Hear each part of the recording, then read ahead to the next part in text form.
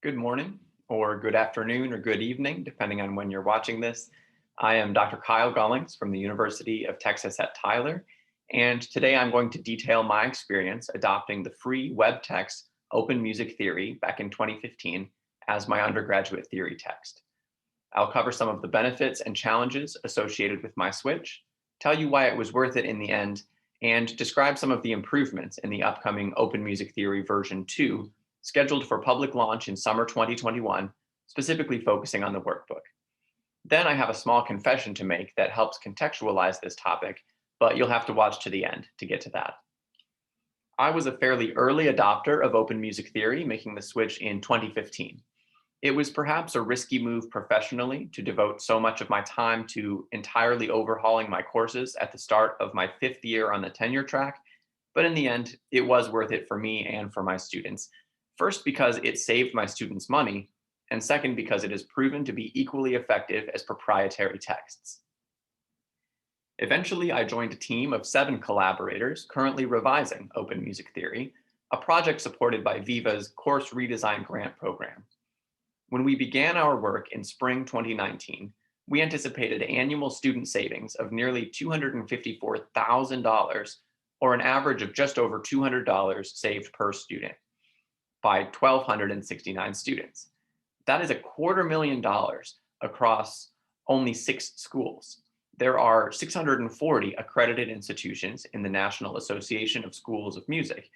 If we assume our 6 programs are representative of the average size, colleges and universities in the US alone could save their students just over $27 million per year by adopting this resource.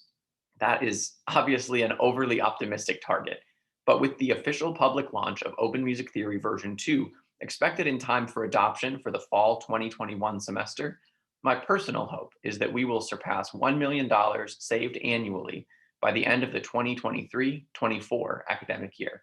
We'll need to add about 6 new institutions per year to reach that goal.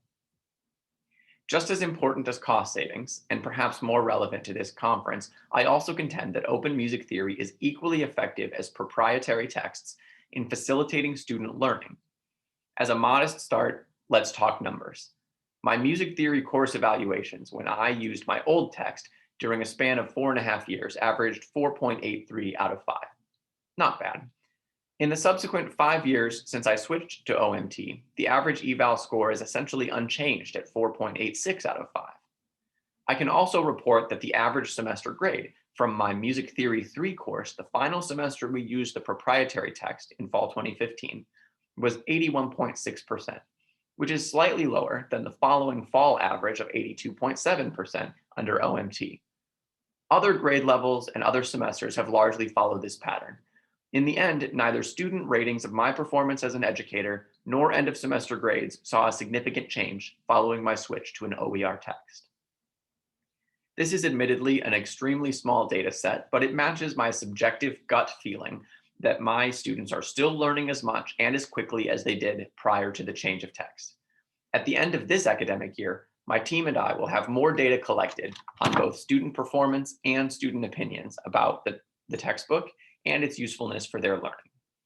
I predict it will follow the same trends as my classes, which aligns with the general trend of successful OER adoption across other disciplines.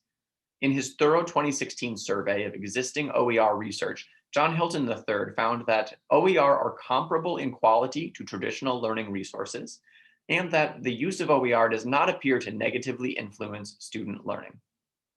At least at this rather early stage, OER have proven effective at lowering costs without compromising learning. If you're skeptical about this point, I really urge you to read Hilton's paper. Of course, my move to Open Music Theory was not without its challenges. If you've perused the original OMT site in the past, you may have noticed that there's no workbook included.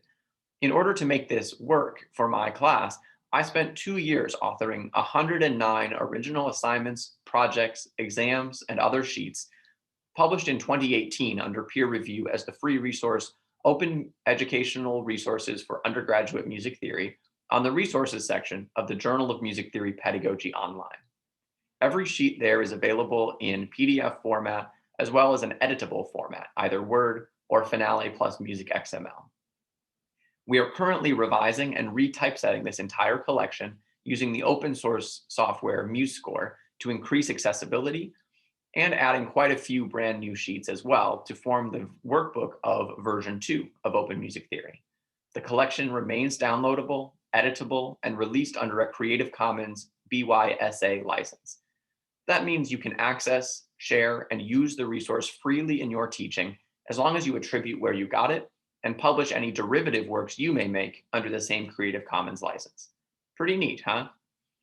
So if you need a worksheet like tomorrow on identifying modes in music literature, just download the corresponding PDF and hand it out or put it in your LMS. If you want a sheet that covers major key signatures but omits my pesky C clefs, just download our existing major key signatures MuseScore file and change it to suit your needs. If you're concerned that an answer key to the AABA form and strophic forms in popular music homework might get posted online for students to copy, download that Word file and insert new examples of your own. This is free and legal to do because we're building on a strong foundation of the original OMT site while making it more useful and plug and play for the majority of instructors. I'll briefly mention two other challenges that I encountered during my switch to OMT. Those familiar with the original site may recall that some topics are presented in great detail, while others have only a brief reference outline with little explanatory text. A major aspect of our revisions in version 2 is a complete overhaul of the topics covered and of their treatment. The other issue I had was a lack of built-in chapter sequencing. Chapters were grouped topically rather than a predefined sequential order, so I couldn't simply cover 7 chapters each semester and call it a day.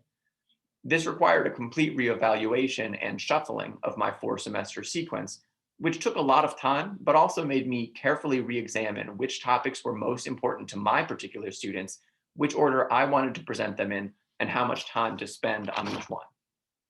This topic of completely rethinking the music theory curriculum from the ground up was detailed by George Mason University's Dr. Megan Levengood in her 2020 article, Bespoke Music Theory, a modular core curriculum designed for audio engineers, classical violinists, and everyone in between, published in Engaging Students, Essays in Music Pedagogy. Dr. Levengood is also the project lead and my co-collaborator on the current revision of openmusictheory.com version 2. She built on this topic of curricular redesign in a recent SMT conference presentation, demonstrating how instructors can access OER Commons to find course structures and other instructor resources in order to find one of multiple paths that are possible through the revised resource that are, again, going to best meet their students' needs. So we've covered some of the benefits and challenges of switching to open music theory, highlighted the importance and efficacy of open educational resources in general, and mentioned a few improvements of our 2nd edition, including a sneak peek at the workbook. Now I want to make my confession. I'm not really a music theorist, or I guess I am, but I don't have a PhD in music theory.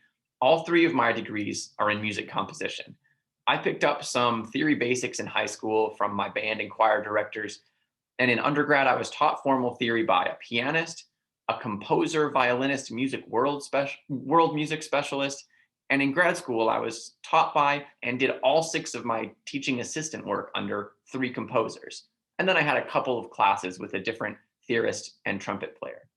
So in terms of pedigree and highly specialized training, I guess I'm not a music theorist. And I know my own experience was not unique here.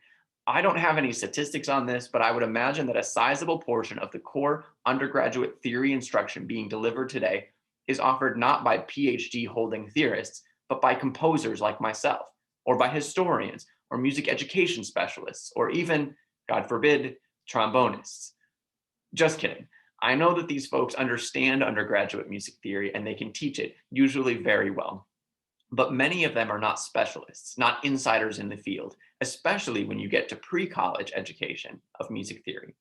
So it can be very difficult and daunting to chart one's own course in a field of study adjacent to your actual specialty. And that is what adopting any new text feels like, particularly if it's an open text like open music theory. It's scary and it's a lot of work. That was my own experience. And when I adopted OMT in 2015, I personally knew no other instructors making that same leap. As a composer by trade, I felt completely out of my depth. So let's come back to some context. 13% of US faculty across all disciplines used OER in at least one course in 2017-18, up from 5% 2 years prior. This is according to Babson Survey Research Group in 2018. Despite the clear advantages of OER, music theory has really trailed other academic fields in free, accessible, standalone resources. Music theory version 2 fills this need for music theorists, but also for the numerous applied instructors, ensemble directors, and other generalists that often teach these theory courses. In order to have the greatest impact, both financially and pedagogically, we need to consider not only what content we are teaching, but also who is doing the teaching, to whom, with what resources, and at what cost. Open Music Theory version 2 will soon be adoption ready and poised to make a difference in classrooms everywhere. I hope that you will be part of that change and that you will encourage others to take part as well. Thank you.